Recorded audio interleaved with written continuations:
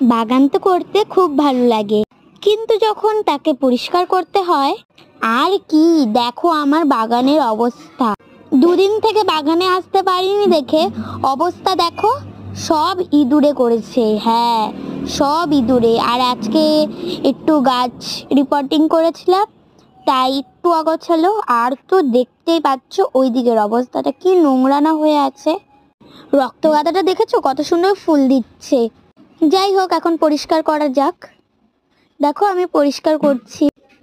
এটা তো part 1, part 2তে তোমরা আরও কিছু দেখতে পারবে। পার্ট 1-এ খুব অল্পই দিয়েছি। এ দেখেছো এই রক্তগাঁদার চারাগুলো, এগুলো কিন্তু এই বড় ঝোপালো গাছ থেকেই কাটিং করে করা, অনেক সুন্দরভাবে হয়ে গেছে।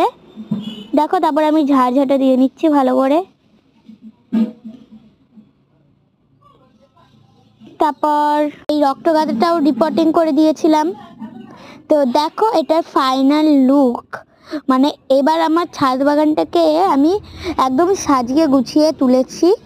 তো এটার মধ্যে অল্পই সাজাতে পেরেছি, কালকে আরেকটু সাজাবো। তো পার্ট 2টা যদি দেখতে চাও প্লিজ চ্যানেলটাকে সাবস্ক্রাইব করে নিও। যাই হোক, চন্দ্রমল্লিকা গাছের রিপোর্টিংটা তো তোমরা দেখেই নিয়েছো, 7টি ফুল ফুটেছে একসাথে।